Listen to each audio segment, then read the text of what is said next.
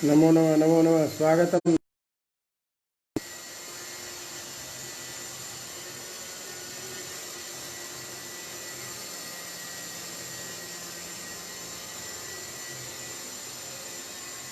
कथम अस्माकं पाठः ध्वनिः तत्र गच्छति। नमो नमः।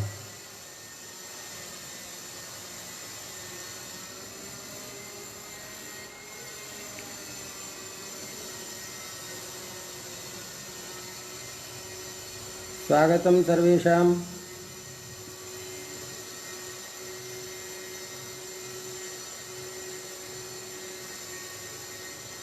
नमामि नमामि नमामि। आवाज़ पहुंच रही है आप लोगों तक मेरी?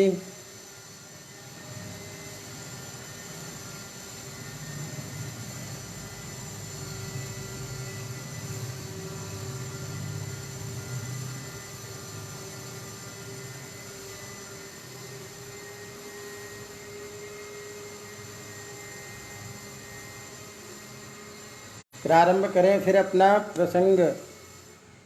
पूर्व कृदंत प्रकरण में अपना पाठ चल रहा है और हम अच प्रत्यय के बारे में चर्चा कर रहे थे। तो कल कुछ विशेष नियमों के द्वारा अच प्रत्यय के बारे में हमने देखा था, जिसमें अंतिम जो सूत्र था वो था स्तंभकरणयोः रमिजपोः।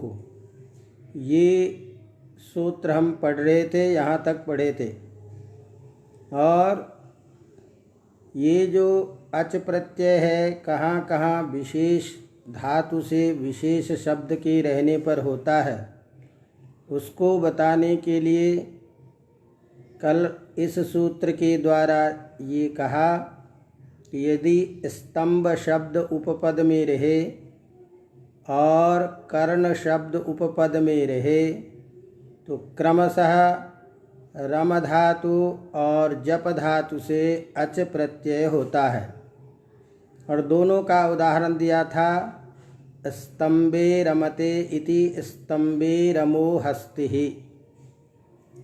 तो हमने कल कहा था कि समास होने के बाद विभक्ति का लोप हो जाता है, तो स्तंभ शब्द में जो एकार दिखाई दे रहा है स्तंभे, ये कैसे है? तो मैंने कहा निपातन, एत्व निपातन शब्द है ये, इसीलिए इसका विग्रह जो जिस रूप में है स्तंभे, उसी रूप में समास में भी प्रयोग होता है। तो स्तंभे रमः हस्ती बन गया था। अब दूसरा जो पद है करणी जपः सूचकः, तो यहाँ करणी जपः इस अर्थ में कर्ण उपपद में है और करणी में विभक्ति कौन सी है? सप्तमी। तो अलौकिक विग्रह जब हम करेंगे तो वही कर्ण ङी और जप, इस अवस्था में इस सूत्र के द्वारा अच प्रत्यय करने के बाद हम वही समास करेंगे।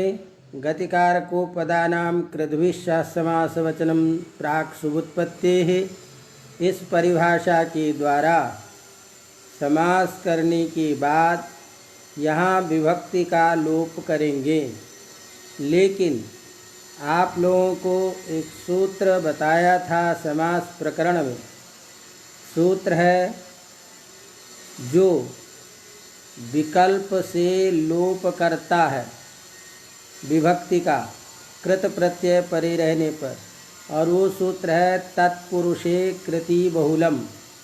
तो तत्पुरुषे माने तत्पुरुष समास में कृत प्रत्यांत शब्द यदि बाद में हो तो वहाँ विभक्ति का लोप विकल्प से होता है।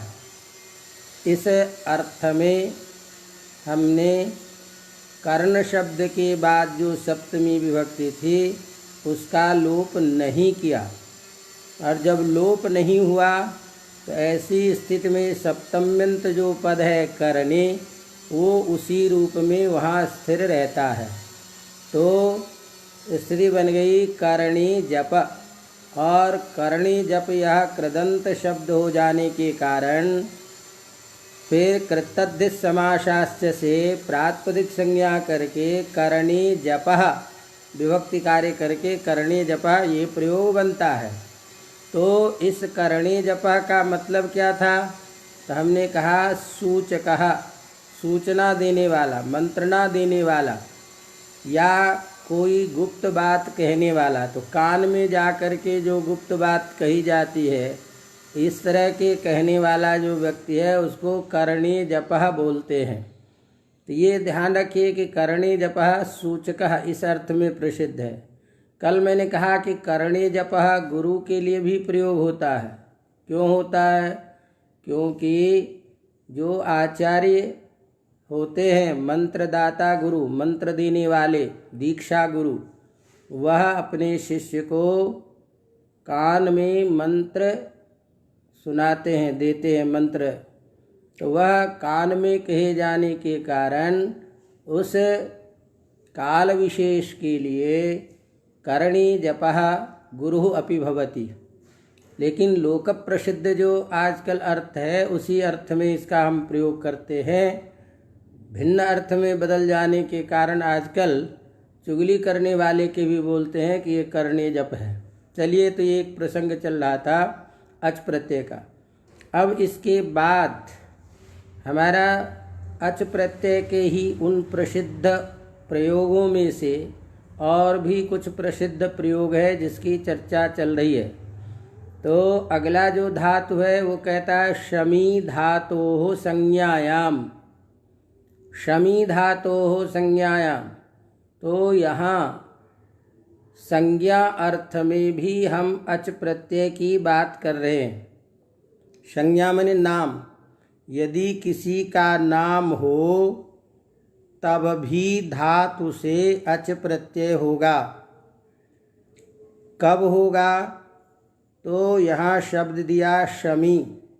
शमी में यहाँ ध्यान रखने की बात है कि शम जो शंकर वाला श और म है, ये शम शब्द अव्यय है, मांत हलंत, कल्याण अर्थ में, मंगल अर्थ में।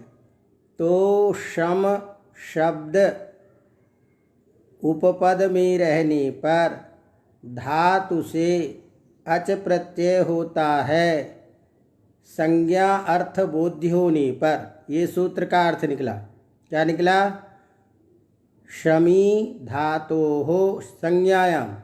तो संज्ञायाम में सप्तमी विभक्ति है विषय अर्थ में, इसीलिए अर्थ करेंगे संज्ञायाम विषये या संज्ञायाम विषयभूतायाम। संज्ञा जहाँ अर्थबोध्य हो, संज्ञा बोध कराना जहाँ विषय हो, ऐसे अर्थ होने पर, अर्थात सीधी बात कहे तो नाम अर्थ होने पर, किसी का नाम होने पर शम उपपद में रहे तो भी धातु से अच प्रत्यय होगा। कहा जैसे संभवति इति संभवः। क्या? संभवति इति संभवः। तो यहाँ देखो शम जो है ये सुख का वाचक शब्द मांत अव्यय पद है।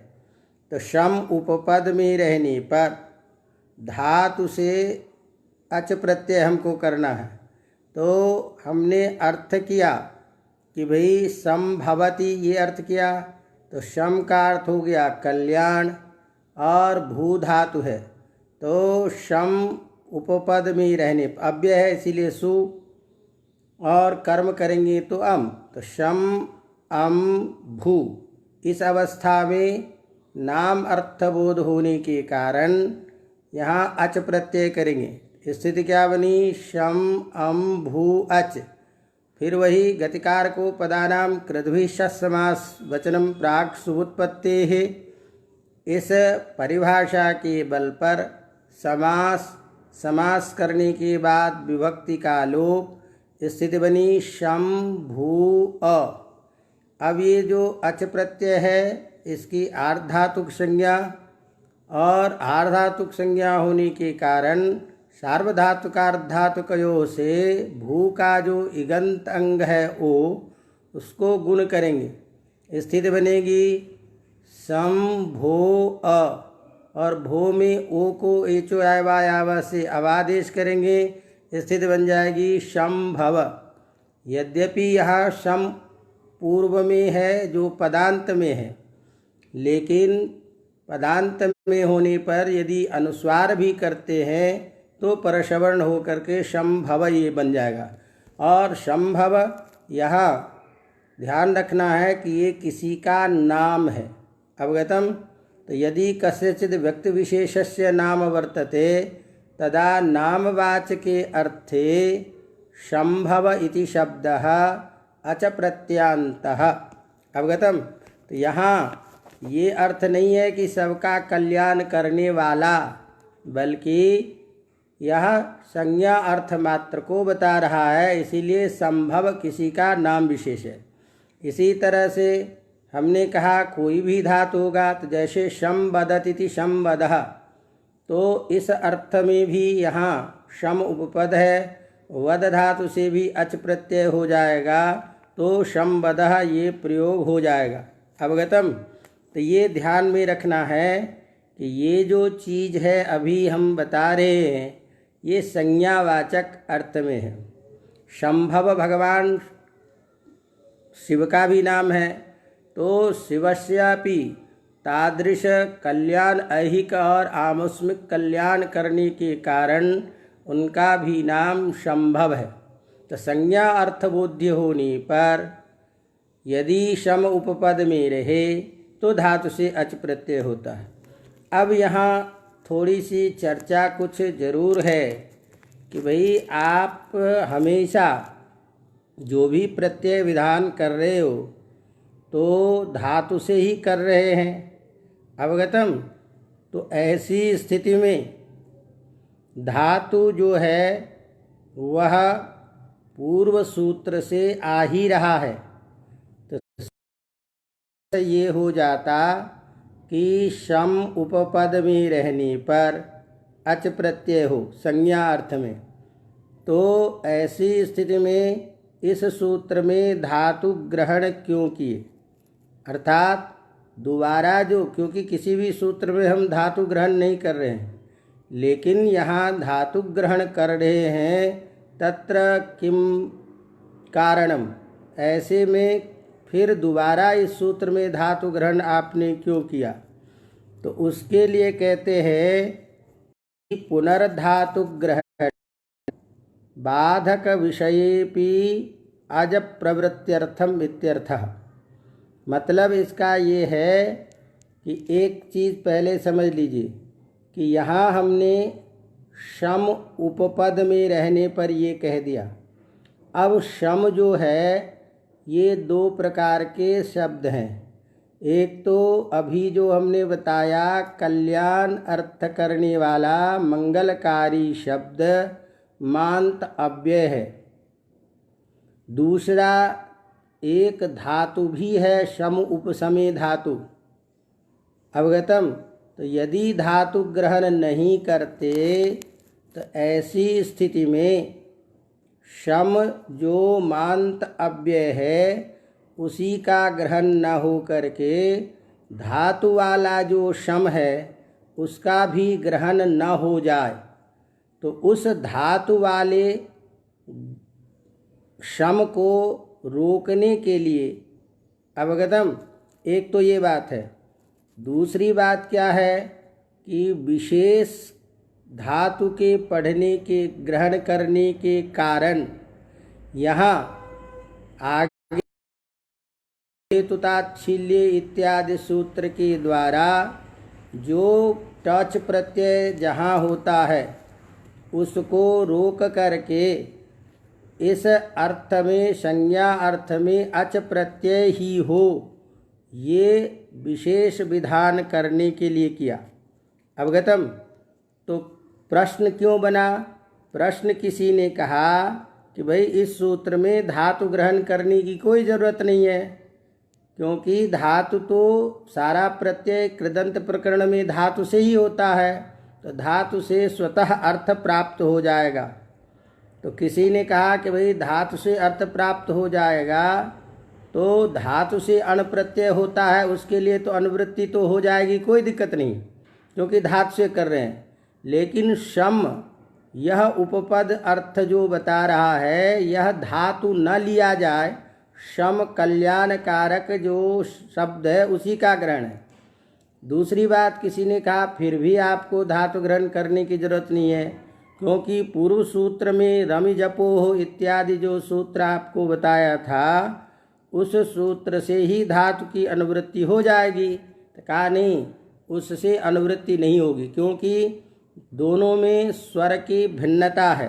तो अस्वरितत्वात् धातो हो तदनुवृत्ते है, स्वर भिन्न होने के कारण शम शब्द में धातु का जो ग्रहण है, उसमें स्वर भिन्नता के कारण उस धातु की अनुवृत्ति नहीं आ सकती है। रम जप इत्यादि धातु के द्वारा यहाँ धातु ग्रहण नहीं कर सकते हैं, इसीलिए धातु ग्रहण आवश्यक है। अवगतम। इससे क्या हुआ कि जहाँ क्रियो हेतु ताच्छिल्य इस सूत्र से अण प्रत्यय होता है, वहाँ संज्ञा अर्थ में अच प्रत्यय जो हम करेंगे उसको बाध करने के लिए जो टच आदि प्रत्यय करना है, उसका बाध होता है इससे। तो इसीलिए अनुलोम इत्यादि अर्थ में जो होने वाला प्रत्यय, वो प्रत्यय न हो जाए यहाँ, इसीलिए ट प्रत्यय जो है ये अच प्रत्यय का बाधक हो जाएगा। तस्मात्, तो कुल मिलाकर के यहाँ धातु ग्रहण करना आवश्यक है। इसीलिए अन्यथा पूर्व सूत्र से अनुवृत्ति यहाँ हो नहीं सकती है, स्वरितत्व भेद होने के कारण। और इससे क्या हुआ, धातु ग्रहण जब आपने किया तो यहाँ ट प्रत्यय न हो करके अच प्रत्यय ही होगा। कहाँ? हेतु आदि अर्थ में। तो कहा जैसे का उदाहरण दे रहा है, शंकरा नाम परिव्राजिका। यहाँ शंकरा जो है ये प्रयोग बना है, और यहाँ पर में ट प्रत्यय ही हुआ है। तो ट प्रत्यय जब हुआ तो शंकरा जो ये प्रयोग बना है, ये नाम नहीं है, ये परिव्राजिका सन्यासिनी अर्थ में प्रयुक्त है। तो ऐसे संज्ञा से भिन्न अर्थ में ट प्रत्यय हो और उससे संज्ञा अर्थ में हमेशा अच प्रत्यय ही होता है, इस बात को ज्ञापित करने के लिए सूत्र में धातु ग्रहण किया गया। अवगतम। चलिए, एक प्रसंग समाप्त हुआ। अब यहाँ विशेष अर्थ जो कर्म की निवृत्ति आ रही थी, ऐसे अर्थ की अभी निवृत्ति हो रही है, और अधिकरण आदि अर्थ में हम अच प्रत्यय का विधान प्रारंभ कर रहे हैं। अवगतम। तो सबसे बहुत प्रधान सूत्र है एक अधिकरणे शेते। क्या सूत्र है? अधिकरणे शेते। ये सूत्र कहता है कि यदि सुबंत अधिकरणवाची शब्द उपपद हो, ध्यान में रखना, इससे पहले हम क्या अर्थ कर रहे थे हमेशा? कर्म उपपद में रहने पर।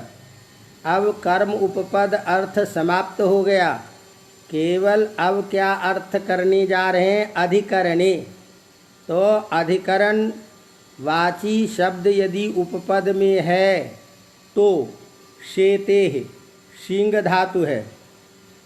तो शिंग धातु के प्रयोग में यहाँ धातु से जो पूर्व से जो अनुवृत्त धातु है, उसका अर्थ अन्वय सिंह धातु से करेंगे।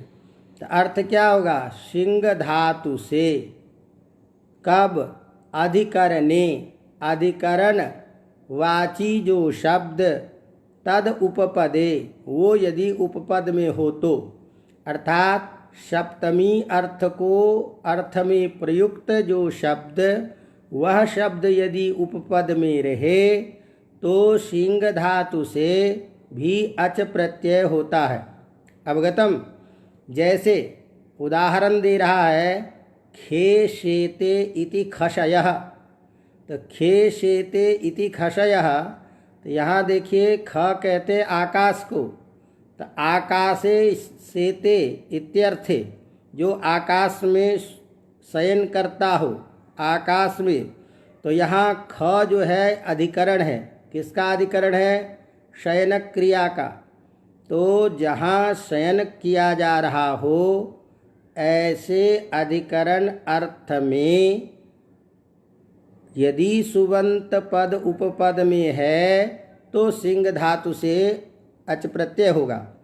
ध्यान दीजिए कि यहाँ सिंह धातु है, खे ये सप्तम्यंत उपपद में है, तो हम विग्रह क्या करेंगे? ख ङी और सिंह का सी धातु, इस सिंह धातु से फिर हम प्रत्यय क्या करेंगे? अच। तो स्थिति क्या बनी?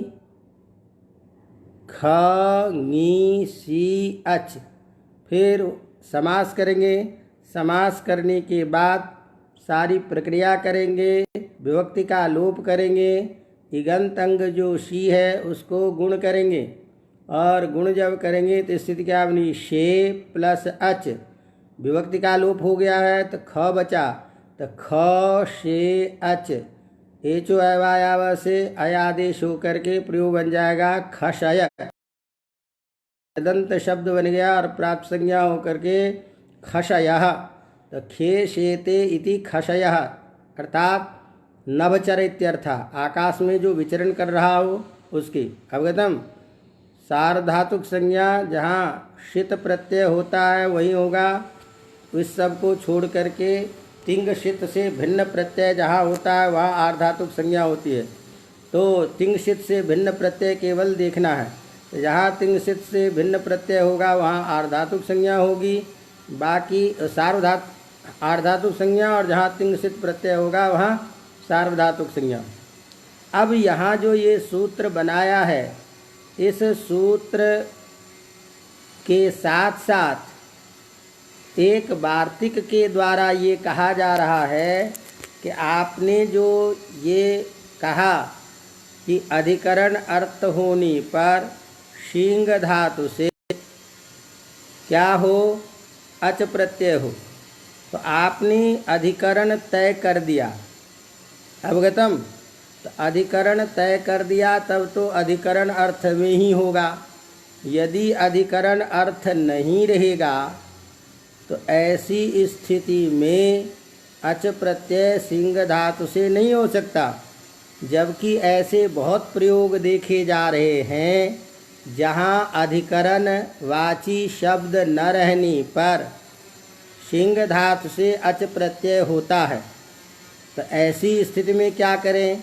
तो इस स्थिति के लिए अलग से वार्तिक बनाना पड़ा। यहाँ क्या वार्तिक?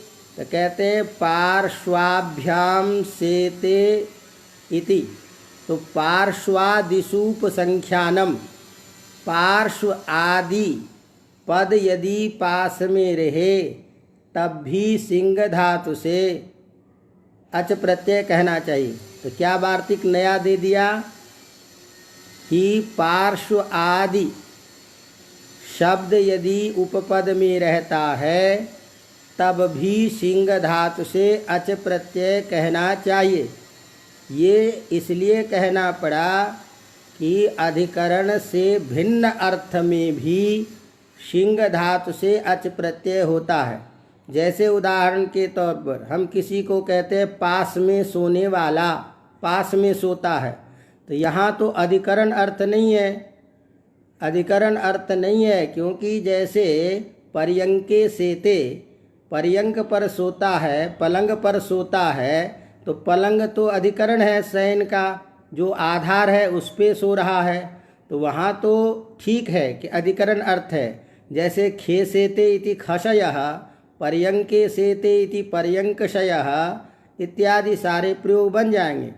लेकिन पार्श्वाभ्याम सेते, दोनों पास में सो रहा है, इस अर्थ में तो पार्श्व जो है वो अधिकरण है नहीं। अधिकरण जब नहीं है तो ऐसी स्थिति में पार्श्वशयः ये जो प्रयोग है ये कैसे बनेगा? तो इसीलिए यहाँ अलग से वार्तिक देना पड़ा कि नहीं, अधिकरण से भिन्न यदि पार्श्व आदि शब्द उपपद में रहे तब भी शिंग धातु से अच प्रत्यय होता है।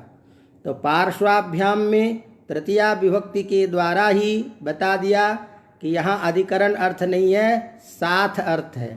तो इसीलिए पार्श्वाभ्याम में तृतीया विभक्ति है तो पार्श्व आगे क्या करेंगे, भ्याम, शिंग धातु से अच प्रत्यय करेंगे, वही समान हो करके गुण आदि कार्य करके प्रयोग बन जाएगा पार्श्वशयः। इसी तरह से जैसे मान लीजिए अपन प्रयोग बनाते हैं कि पृष्ठे शयः, अर्थात पृष्ठम अधिकृत्य शयः इत्यर्थः। जो पीठ के बल सोता है उस व्यक्ति को कहते हैं पृष्ठशयः, पीठ के तरफ करके सोना। तो अब पीठ के तरफ करके जो सो रहा है तो यहाँ अधिकरण नहीं है। तो पार्श्वादिषु उपसंख्यानम में आदि शब्द से पार्श्व, पृष्ठ, उदर, उत्तान आदि शब्दों का भी ग्रहण है। तो इन शब्दों के उपपद में रहने पर भी क्या होगा कि शिंग धातु से अच प्रत्यय होगा। तो हम प्रयोग करेंगे कि पृष्ठम अधिकृत्य सेते इत्यर्थः। तो पीठ के बल सोता है तो यहाँ पृष्ठ शब्द है, सिंह धातु से अच प्रत्यय करके फिर क्या बन जाएगा, पृष्ठेन सेते इत्यर्थः। तो पीठ के सहारे सो रहा है तो तृतीया में अर्थ करेंगे कि पृष्ठेन सेते। तो यहाँ पृष्ठ शब्द से टा के बाद सिंह धातु अच प्रत्यय करके कर देंगे तो प्रयोग क्या बनेगा, विभक्ति लोप हो करके पृष्ठ शय। इसी तरह से मान लो कोई पेट के बल सोता है, पेट को नीचे पलंग पर करके पलंग के पेट में पलट के सोता है, पीठ के बल नहीं सो करके, तो पेट के बल सोता है तो उस व्यक्ति को क्या कहेंगे, उदरशयः, माने उदरेन सेते इति उदरशयः। तो उदर के सहारे जो सो रहा है उस व्यक्ति को उदरशयः। तो यहाँ उदरेन में भी फिर तृतीया विभक्ति, तो उदर टा शिंग अच, वही सारी प्रक्रिया क्या बन जाएगा, उदरेन सेते उदरशय इत्यर्थः। अब इसी तरह से एक और वार्तिक आ गया, उत्तानादिषु कर्तृषु, माने उत्तान माने बिल्कुल चित्त हो करके सोना, हाथ पैर फैला करके। तो ऐसे जो बोलता है सोता है उसे कहते हैं उत्तानशय। तो उत्तानः शेते इति उत्तानशयः। तो ये सारे प्रयोग बनते हैं। इसी तरह से अवमूर्धशयः, माने सिर को बिल्कुल नीचा करके, सिर को शयन की तरफ करके सोने वाला, सिर को टेढ़ा करके सोने वाला, उसे कहते हैं अवमूर्धशयः। तो अवनतो मूर्धा यस्य स अवमूर्धा अधोमुखः सेते इत्यर्थः। तो अवमूर्धशयः, तो अवमूर्धा जो है यहाँ ध्यान है, अवमूर्धना सेते इति। तो अवमूर्धन से शब्द है, उसे सिंह धातु से अच प्रत्यय करके। तो कुल मिला करके बात ये हो गई कि सिंह धातु से केवल अधिकरण अर्थ में ही अच प्रत्यय नहीं होता है, अधिकरण से भिन्न यदि करण आदि अर्थ है, साथ आदि अर्थ है, तब भी तृतीया विभक्ति होती है। अवगतम। अब यहाँ एक विशेष प्रयोग थोड़ा पढ़ना भी चाहे और समझना भी है। कहते हैं कि एक वार्तिक बना रहे हैं कि गिरऊ 10 छंदसी। ये आपने जो शिंग धातु से सब जगह अच प्रत्यय की बात की है, तो यदि गिरी उपपद में रहे, गिरी माने पर्वत, तो यदि गिरी शब्द उपपद में रहता है तो ऐसी स्थिति में शिंग धातु से ड प्रत्यय होता है। अब ध्यान देना जरा, यहाँ गिरी उपपद में रहने पर तो अधिकरण अर्थ से ही आ रहा, अधिकरण अर्थ आ जाएगा। लेकिन कहता है कि यदि गिरी शब्द है अधिकरणवाचक और शिंग धातु है तो यहाँ अच प्रत्यय नहीं हो करके क्या बनेगा, ड प्रत्यय होगा।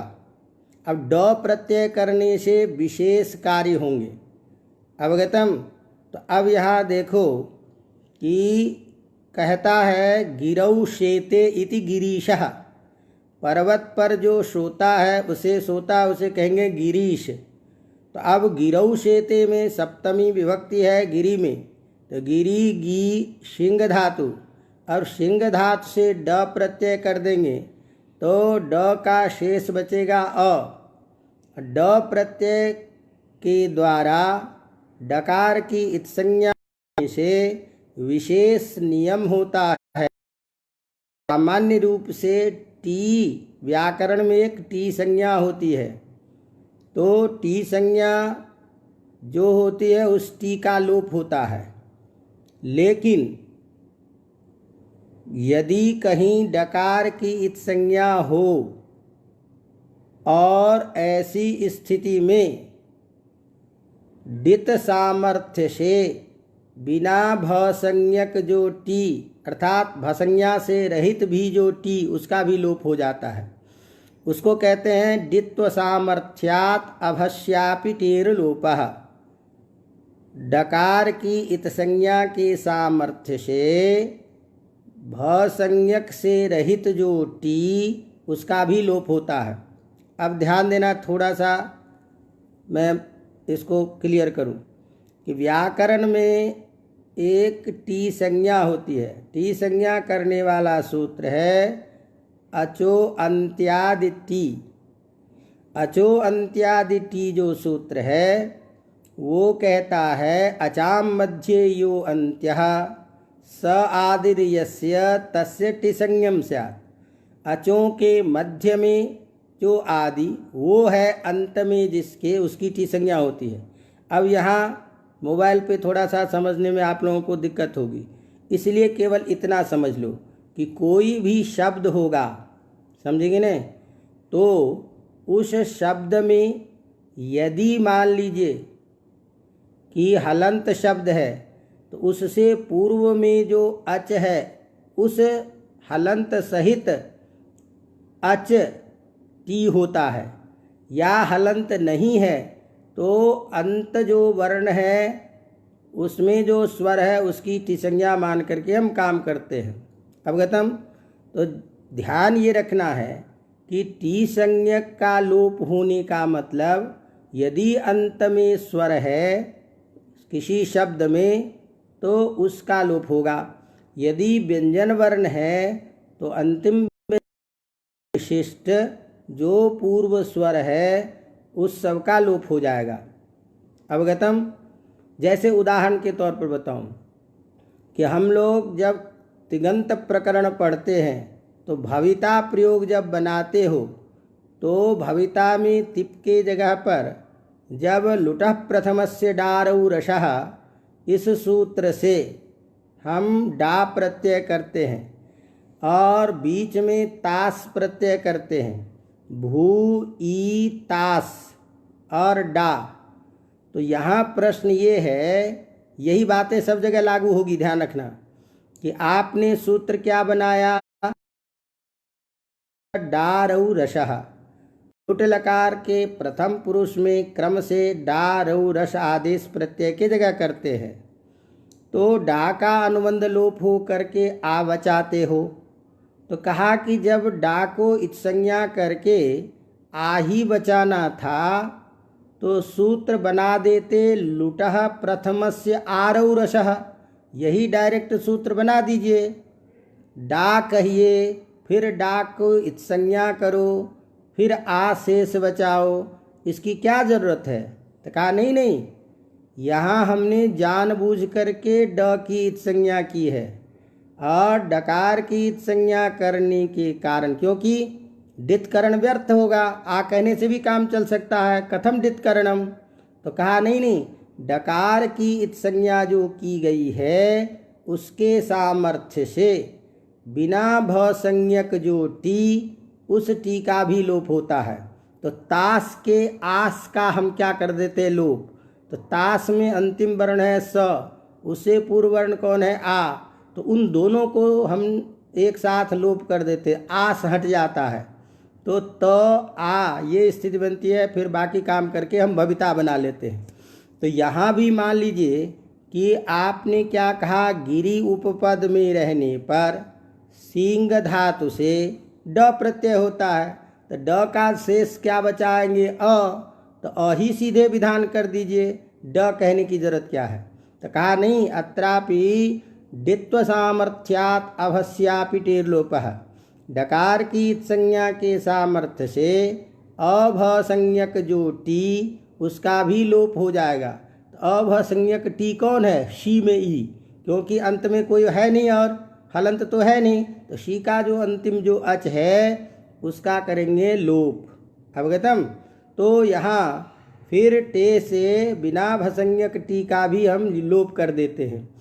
तो अब स्थिति क्या बनी, गिरी आगे गी था, शिंग अच, इस अवस्था में हमने समास किया, विभक्ति का लोप किया, तो स्थिति क्या बनी, गिरी ये बना, और आगे क्या है, शी डित्व सामर्थ्यात् अवश्यापि टेर्लोप से क्या करेंगे, शी के ई का कर देंगे लोप। तो स्थिति क्या बनी, गिर, यही तो बना गिरी, आगे श और अ जाके मिल गया गिरीश, तो गिरीशः, तो गिरीशः नाम गिरौ शेते इति गिरीशः। लेकिन कह रहा है कि ये चीज़ ध्यान रखिए, ये जो गिरीश प्रयोग बनता है ड प्रत्यय लग करके, ये वेद में ही प्रयोग होता है। लोक में गिरी उपपद रहने पर शिंग धातु से ड प्रत्यय नहीं होता है, वेद में ही ये प्रयोग बनता है। अवगतम। उसी बात को लिख रहे हैं, गिरौ डस छंदसी, गिरी यदि उपपद में रहे तो ड प्रत्यय होता है कहाँ, छंदसी, वेद में ही। तो इसका मतलब क्या हुआ, इसका मतलब तो लोक में वही गिरी उपपद में रहने पर, अधिकरण उपपद में रहने पर शिंग धातु से जो अच प्रत्यय होता है वही अच प्रत्यय बनेगा। तो लौकिक अर्थ में तो गिरीशयः यही प्रयोग बनेगा, लौकिक में गिरीशः प्रयोग नहीं बनेगा। तो ध्यान रखिए, गिरीशयः ये लोक में अच प्रत्यय हो करके सामान्य संस्कृत में गिरीशयः बनेगा, लेकिन वेद में गिरीशः बनता है। इसीलिए नमो गिरीशाय शिपविष्ठाय च नमो इत्यादि वैदिक मंत्रों में हम प्रयोग देखते हैं। अवगतम। तो किम सिद्धांत क्या निकला कि वेद में ही गिरी उपपद में रहने पर शिंग धातु से ड प्रत्यय होकर गिरीशः प्रयोग बनेगा, और लोक में गिरीशयः, उसी बात को कहते हैं लोके गिरीशयः।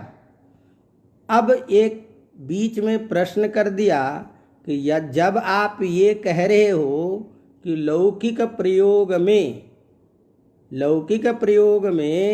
ड प्रत्यय नहीं होगा, लौकिक संस्कृत में अच प्रत्यय हो करके गिरीशय ही प्रयोग बनेगा, तो ऐसी स्थिति में कथम तर्हि गिरीशमुपचचार प्रत्यहम सा सुकेशी, ये कुमार संभव में कालिदास का एक प्रयोग है।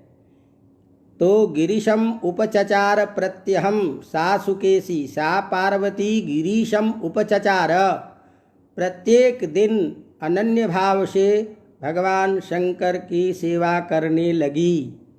तो यहाँ पर में गिरीशम उपचचार, इस वाक्य में जो गिरीश पद बना है लौकिक संस्कृत है, तो इस लौकिक संस्कृत में कैसे आपने ये गिरीश प्रयोग किया। आप कह रहे हो कि गिरौ डस छंदसी वेद में ही होता है, तो कथम तर्हि गिरीशम उपचचार प्रत्यहम सा सुकेशी, ये कुमार संभव के प्रयोग की संगति कैसे होगी।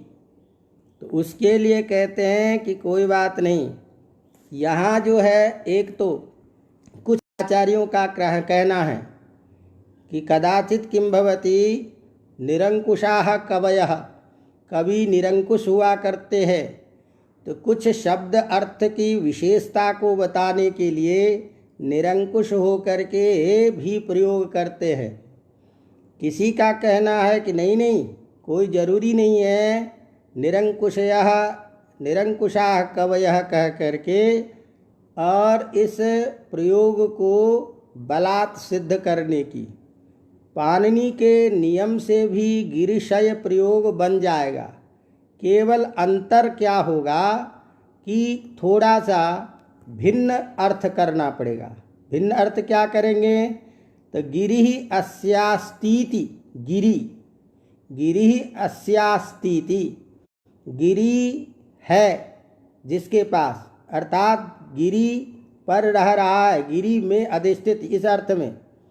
और इस अर्थ में गिरि अस्य अस्ति इति, इस अर्थ में लोमादिगण में इसका पाठ मानते हैं। और लोमादिगण में पाठ मानने से लोमादिभ्यः स, लोमादिगण में जो शब्द पढ़े गए हैं वहाँ श प्रत्यय होता है। तो यहाँ गिरि अस्यास्तीति, गिरि में इस अर्थ में हम श प्रत्यय करते हैं लोमादिगण पठित होने के कारण। और जब श प्रत्यय कर देंगे फिर कोई दिक्कत नहीं है। गिरि उपपद में है, श प्रत्यय होगा, श का अनुबंध लोप हो के अ बचेगा, शीत होने के कारण सार्वधातुक संज्ञा हो जाएगी और सार्वधातुकार धातुकों से ईगंत अंग को गुण होगा, कर्तरी शप से सप हो जाएगा। तो गिरि शप अ, बात समझ में आ रही बात कि नहीं? एक तो शीत वाला स, शीत वाला माने शकार जो प्रत्यय किया है श प्रत्यय, उसका अनुबंध लोप होके बचेगा अ। अब चूंकि श प्रत्यय क्या है? शीत प्रत्यय हो गया, तो शीत प्रत्यय होने के कारण सार्वधातुक संज्ञा होगी, सार्वधातुक संज्ञा होने से सप कर्तरी सप से सप प्रत्यय आएगा, सप प्रत्यय आने के कारण अ बचेगा बीच में, फिर दोनों को अतोगुणे से पररूप हो जाएगा। तो ये पररूप है। इधर गिरि में जो ई है उसको हम गुण कर देंगे ए, तो सार्वधातुकार धातुकों से गुण हो करके ए बनेगा। ए बनने के बाद ए चो अवायाव से आय आदेश हो करके ये जो स्थिति बना रहे हो अवगतम, तो उस पक्ष में तो गिरिशय बनेगा। लेकिन हमने आपको कहा कि नहीं, लोमादित्वा जब छ प्रत्यय का स किया तो स प्रत्यय होने के कारण यहाँ सिंह धातु है, सीधा सिंह धातु से गुण करके आपने क्या कर दिया? ए। बात समझ में आ रही बात कि नहीं? तो अब ए जो किया तो स प्रत्यय करके फिर ए की स्थिति में तो फिर वही शय बनेगा। तो कैसे बनेगा? नहीं, लोके तू उसी बात को लिखते हैं, गिरि अस्यास्तीति इति लोमादित्वात् छ प्रत्ययो भवति। तो लोक में जो छ प्रत्यय होगा है उसी बात को कहते हैं कि यहाँ ड प्रत्यय अब संभव नहीं है, तो क्या प्रत्यय कर दिया? श प्रत्यय।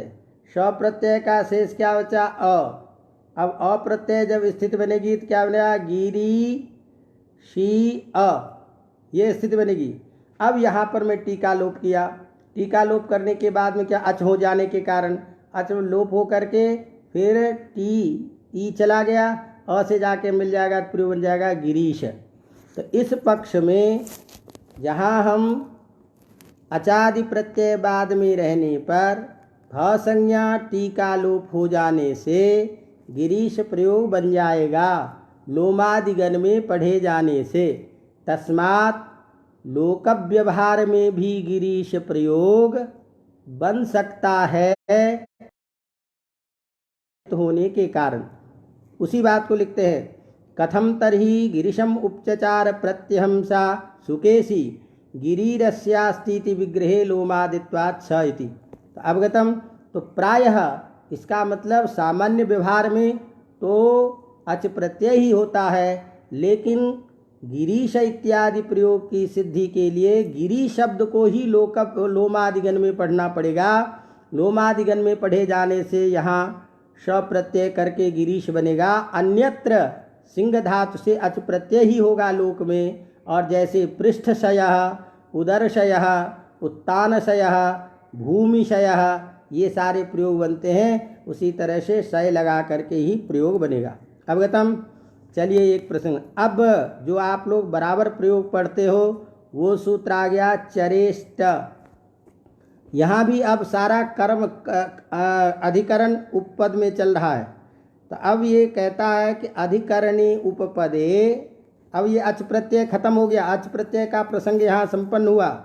अच प्रत्यय के बाद अब दूसरा प्रत्यय चालू हो रहा है, ट प्रत्यय। अब ध्यान देना, क्योंकि प्रत्यय की भिन्नता से प्रत्यय निमित्तक अलग अलग हम कार्य करते हैं, तो यहाँ टकार की संज्ञा होने से टित प्रत्यय होगा ये, और टित प्रत्यय होने से स्त्रीलिंग में आकारांत रूप नहीं बन करके टित्वात गीप प्रत्यय हो करके रूप बनेंगे। तो चूंकि स्त्रीलिंग में हमको दीर्घ इकारांत प्रयोग बनाना है, इसीलिए यहाँ प्रत्यय में भेद कर रहे हैं। तो कह रहे हैं कि चर धातु से, चरे है मने चर धातु से ट मने ट प्रत्यय होता है। तो धातु ग्रहण पूर्व से आ गया, अधिकरण शब्द की भी अनुवृत्ति आ रही है। तो अर्थ क्या निकला, अधिकरणवाची शब्द उपपद में रहने पर चर धातु से ट प्रत्यय होगा। तो जैसे कहते हैं कुरुषु चरति इति कुरुचराय, तो कुरुचरः और कुरुचरी दोनों प्रयोग ने। कुरु कहते हैं देश विशेष को, तो कुरु देश में जो रहने वाला, तो यहाँ कुरुषु सप्तमी है, इस सप्तमी में कुरु शब्द है, इसीलिए अलौकिक विग्रह जब करेंगे तो क्या करेंगे, कुरु सुप और चर। तो अधिकरणवाची शब्द उपपद में कौन हो गया, कुरु। आगे धातु कौन है, चर धातु। इस चर धातु से क्या करोगे, ट प्रत्यय।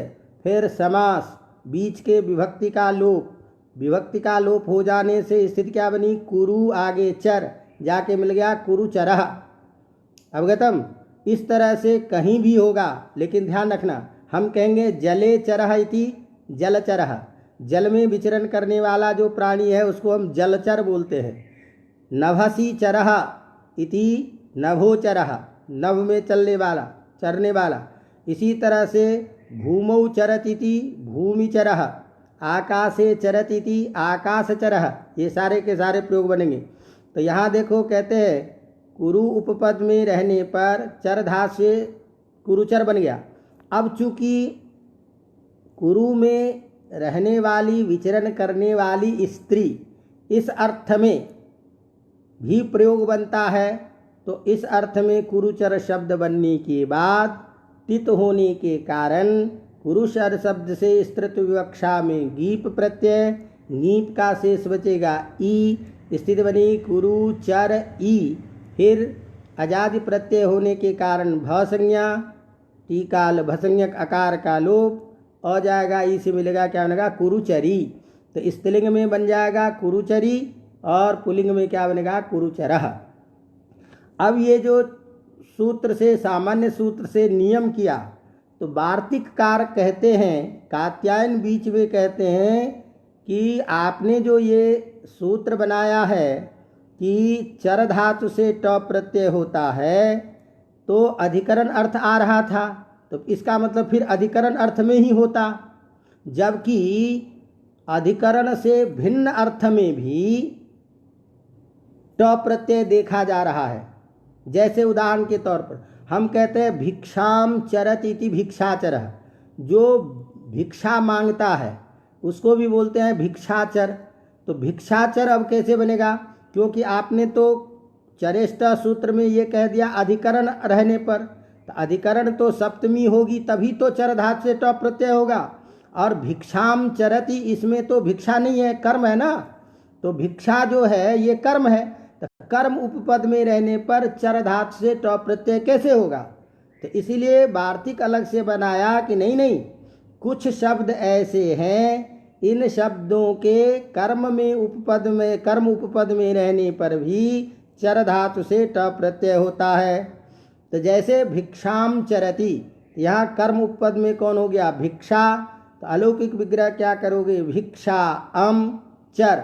इस स्थिति में फिर वही इस वार्तिक से ट प्रत्यय करके प्रयोग बन जाएगा भिक्षाचरः।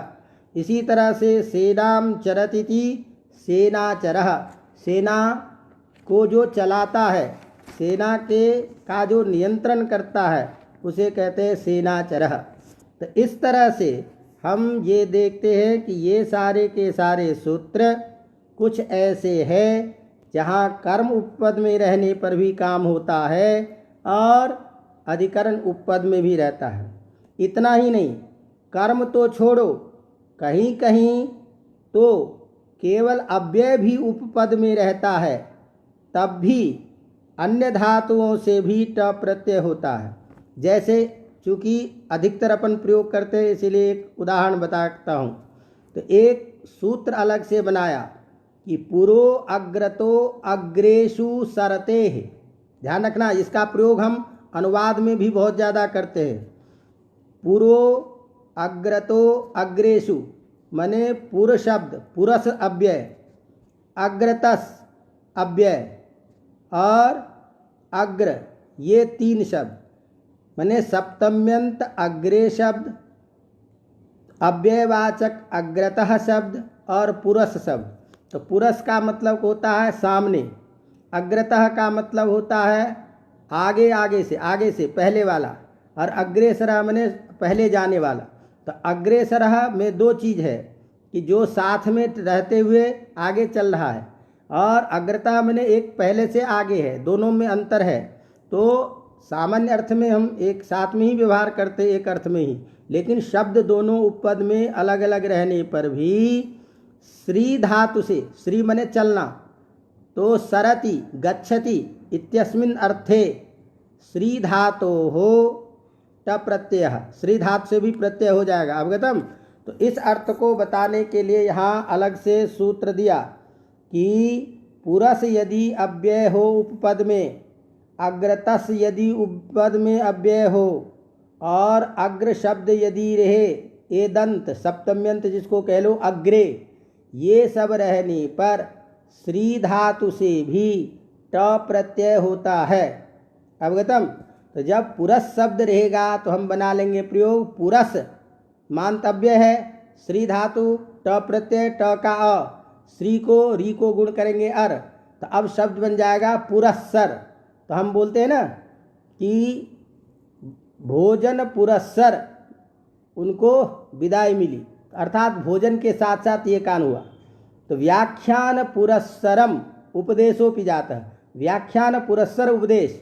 तो यह जो पुरस्सर बोलते हैं इसके साथ साथ ये चीज़ें, तो इस अर्थ में पुरस्सरः, अग्रतः सरः और अग्रे सरः, ये सारे के सारे प्रयोग बन जाते हैं। अवगतम।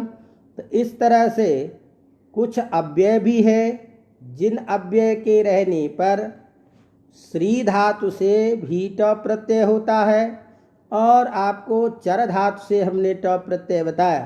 तो ये दोनों प्रयोग, दोनों प्रकार के धातु अधिकतर प्रयोग में आता है, इसीलिए ये आपको ध्यान रखना चाहिए था। अब यहाँ पर में यद्यपि एक प्रश्न ये आ रहा है, अवगतम, लेकिन उस प्रश्न को हम यहाँ नहीं बता रहे हैं। प्रश्न छोटा सा है कि आपने कहा कि अग्रतः यदि रहे उपपद में तो श्री धातु से होगा ट प्रत्यय, पुरस यदि रहे तो रहेगा, यही कहे हैं। तो और तीसरा क्या बताया, अग्रे जो है एदंत निपातन, अर्थात एकारांत जो अग्रे शब्द, तभी श्री धातु से ट प्रत्यय होगा। इसका मतलब अग्र रहने पर हमेशा अग्रेसर ही प्रयोग बनना चाहिए। तो फिर एक प्रयोग आता है कथम तरही, अभिज्ञान शाकुंतलम का श्लोक, कथम तरही यूथम तदग्र सरग सरगर्भित कृष्णसारम। तो तदग्रसर, तो यहाँ अग्रसर प्रयोग है। तो अग्रसर प्रयोग कैसे हुआ, अवगतम। तो उसके लिए कहते हैं कोई बात नहीं, बाहुलकात अग्रसर शब्द रहने पर भी श्री धातु से ट प्रत्यय हो जाता है। तो अग्रेसरः भी प्रयोग बनता है और बाहुलकात अग्रसरः भी बन जाता है। अवगतम। तो उसी बात को लिखते हैं कथम तर्हि सूत्रे अग्रे इति एदंतत्वमपि निपातते। सूत्र में अग्रे शब्द जो है, क्योंकि सूत्र क्या कहा, पुरो अग्रतो अग्रेसु, तो अग्रेसु में सप्तम्यंत था। तो अग्रे जो एदंत निपातन है उसी के रहने पर श्री धातु से अच प्रत्यय होना चाहिए था। तो हमेशा अग्रेसरः ही प्रयोग बनेगा, अग्रसरः प्रयोग नहीं बनेगा। कैसे बना, तो कहते हैं बाहुलकात इति हरदत्तः, हरदत्त जो है उनका कहना है कि ये बाहुलकात अग्र शब्द से भी प्रयोग होता है। तो बाहुलकात को जानते हो, क्वचित विभाषा क्वचित अन्यत्र। तो इस रूप में अग्र शर जो एदंत से रहित है उससे भी ये ट प्रत्यय हो जाता। अवगतम। तो ये एक सारा प्रसंग संपन्न होता है। अब कुछ प्रधान सूत्र आने वाला है जिसकी चर्चा आप कल करेंगे। क्रियो हेतु ताच्छिल्यानुलोम्येषु, ये सूत्र अर्थ की भी दृष्टि से और व्यावहारिक प्रयोग की भी दृष्टि से पढ़ने योग्य है। इसकी चर्चा हम कल करेंगे। अवगतम। फिर देखते हैं आगे आप लोगों की क्या स्थिति रहती है। उस हिसाब से अगली कक्षा वाक्यपदियम का रह गया है, केवल एक ही आज संपन्न हो जाएगा। तो देख लेता हूँ, उसको संपन्न करता हूँ। फिर आप लोगों की जो अगली